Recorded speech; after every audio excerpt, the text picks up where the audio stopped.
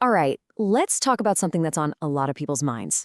We all know exercise is good for your heart, for losing weight, but what about its impact in the bedroom? Well, today we are exploring that powerful, science-backed connection between physical activity and your sexual health. And let me tell you, it goes a lot deeper than you probably think. So here's how we're going to break it down. First, we'll tackle a really common but often silent problem. Then we'll dig into why it's actually a huge warning sign for your overall health. From there, we'll look at the incredible evidence for using movement as medicine, get into the nitty-gritty science of how it all works, and then wrap up with a clear, actionable exercise plan you can literally start today. Okay, first up, let's talk about this problem. It's incredibly common, but it's something people just don't really talk about.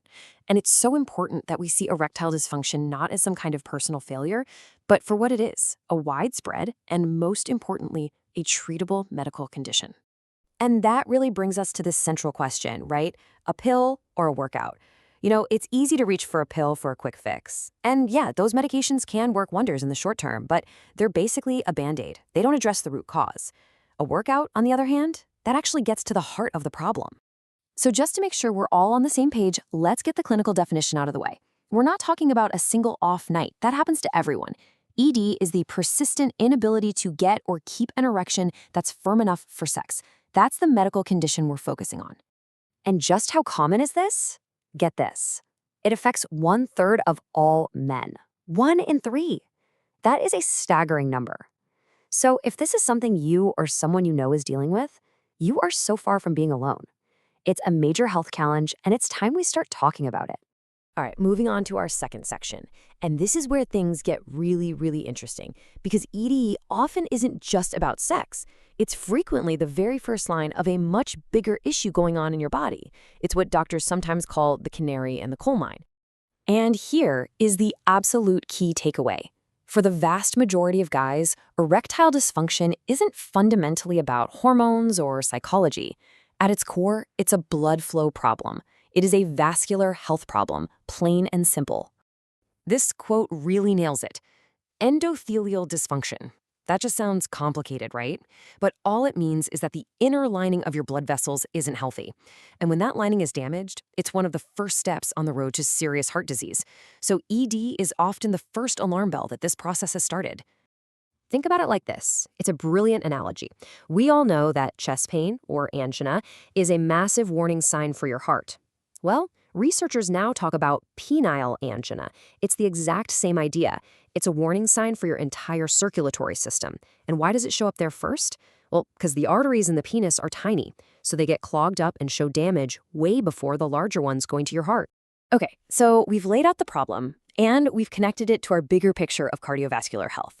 Now, let's talk about the solution. And it's a powerful one.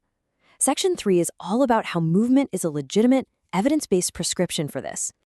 And listen, this isn't just some nice idea or a theory. This is backed by the highest level of scientific proof you can get.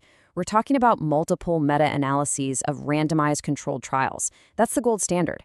It's scientists combining the best studies to get the clearest answer. And the answer they found is undeniable. Aerobic exercise works. And here's the proof in the pudding. This is the hard data. This table shows the change in a score that measures erectile function. Look at that difference. The group that exercised improved by almost 3 points. And the control group, the guys who did nothing, basically no change at all. The numbers speak for themselves. Seeing it as a bar chart makes it even more obvious, doesn't it? I mean, look at that. The difference is just massive. We're talking about an improvement that is nearly 8 times greater in the exercise group. This isn't a small effect. It's a huge, clinically meaningful improvement driven by nothing more than moving your body. So, we've established that it works. But the next logical question is, how? What's actually happening in your body that turns a jog or a swim into better erections? Let's get into the science of blood flow. It all comes down to this one kind of magic molecule, nitric oxide. You'll see it written as NO. Nitric oxide is your body's most powerful vasodilator. And all vasodilator means is that it tells your blood vessels to relax and open up wide. And that, right there, is the absolute key to everything. So here's the chain reaction, step by step. First, when you exercise, you're directly improving the health of your endothelium, that crucial lining of your blood vessels. Step 2, a healthy endothelium gets way better at producing nitric oxide when you're aroused. Third, that burst of nitric oxide signals the muscles in the arteries to just relax. And finally, step 4, those relaxed, open arteries allow blood to flood in. Boom. It's a direct physical cause and effect. Okay, we've covered the what and the why. For our final section, we're getting to the how. This is the practical, actionable part, the blueprint for putting all this incredible science to work for you. And what you're about to see isn't just some random workout I pulled off the internet. Nope. Researchers went through all the best studies on this topic, and from that huge pile of data, they figured out the most effective, evidence-based exercise prescription specifically for this purpose. And here it is. The magic number is 160 minutes a week of aerobic exercise. The best way to do it? Break it down into 4 40-minute sessions. The intensity needs to be moderate to vigorous, so you're breaking a sweat. Think running, cycling, swimming, even just a really brisk walk. And the key here is commitment. The science says you gotta stick with it for at least 6 months to see the best, most lasting results. And one last really crucial piece of advice here. This isn't a magic pill. You're making real physical changes to your body, and that takes time. The results aren't gonna happen overnight. You need to be patient. You need to stick with it.